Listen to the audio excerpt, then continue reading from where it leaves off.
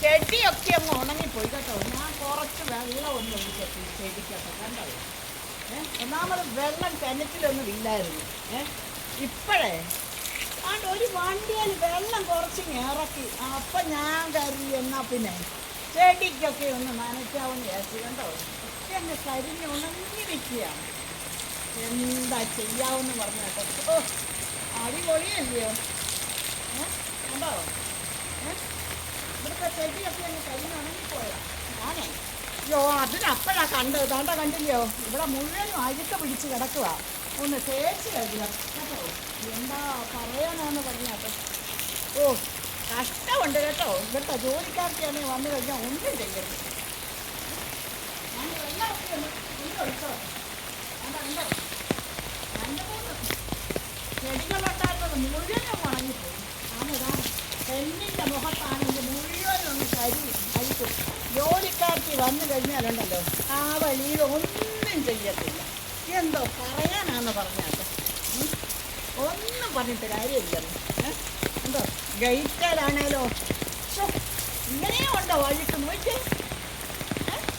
കല്ല് ഇതും തിരിച്ചാകപ്പാടെ വെള്ളമില്ലായിരുന്നത് കൊണ്ട് കണ്ടോ ഒന്ന് തേച്ച് കഴിക്കാൻ പോലും പറ്റിയില്ലെന്ന്.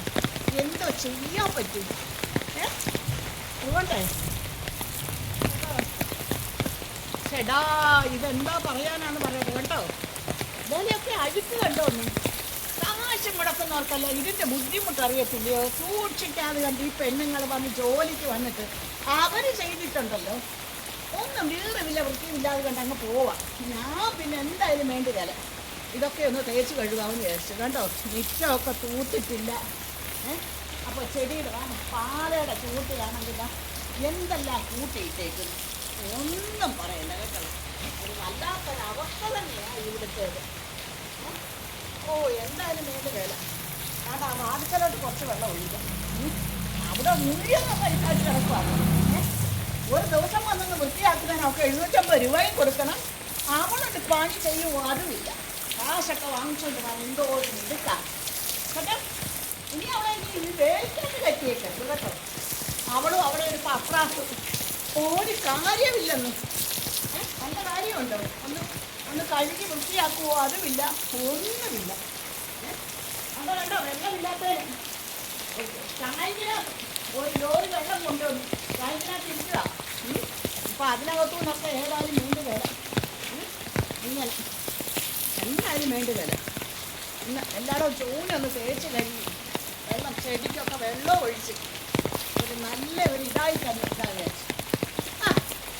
ഇനിയിപ്പോൾ വെള്ളമൊക്കെ ഒഴിച്ച് ഇനി ഒന്ന് കുളിച്ചാലോ എന്ന് വിചാരിക്കുകയാണ്. അപ്പം ഇനി ഒന്ന് കുളിക്കാം കേട്ടോ. എൻ്റെ പണിയൊക്കെ ഏകദേശം തീർന്നു. അപ്പം ഞാനിനി ഒന്ന് കുളിക്കാം.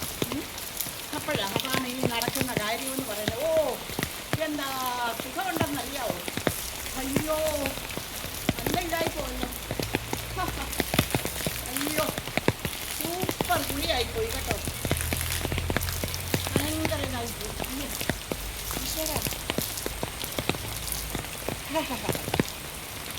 ഈ കുളി തുണിയൊക്കെ നനച്ച് വെച്ചായിരുന്നു നേരത്തെ. ഇപ്പം ഞാൻ ഏതായാലും കണ്ടോ ചെടിക്ക് വെള്ളം ഒഴിച്ചു കുളിവായി കണ്ടോ. മൂത്തൊരിച്ചത് ഇത് അപ്പോഴേ ഞാൻ ആ പെണ്ണിനെ കൂടെ ഒന്ന് വിളിപ്പിച്ചേക്കാം. എന്താ രസമായിട്ടുണ്ടോ. എന്താ സുഖമെന്നറിയാം. കുളി അടിപൊളിയായിപ്പോയി. ഞാൻ വേണ്ടി കല ഇതും കൂടെ ഒന്ന് വിളിച്ചേക്കാൻ വെള്ളം കേട്ടോ. എത്ര ദിവസമെന്നറിയാവോ ചൂനൊന്ന് കുളിച്ചിട്ട് വെള്ളമില്ലാത്തതുകൊണ്ട്. ഭയങ്കര ബുദ്ധിമുട്ടാണ് കുളിക്കാനും നനയ്ക്കാനും ഒക്കെ വെള്ളമില്ലാത്ത കാര്യം കേട്ടോ. ഏതായാലും വേണ്ടി കല വെള്ളം കിട്ടിയതല്ലേ ഒന്ന് കുളിച്ച് റെഡിയാക്കാമെന്ന് വിചാരിച്ചു. അപ്പോഴേ അയ്യോ അയ്യോ ദൈവമേ ഇപ്പോഴല്ലയോ ഞാൻ ഓർത്തത് മഴ പെയ്യുമായിരുന്നെന്നും. ഈശ്വര വല്ലാത്ത ഒരു പറ്റിപ്പോയത് കേട്ടോ. നല്ല മഴയായിരുന്നെന്ന് ഇപ്പോഴാണ് ഞാൻ ഓർത്തത്. കഷ്ടമായി പോയല്ലോ ദൈവമേ. എൻ്റെ കാശ് കൊടുത്ത വെള്ളവും പോയി ഞാനും നനഞ്ഞീശ്വര. എന്താ താമസമില്ലാത്തതാണ് ഞാൻ ആലോചിക്കുന്നത്.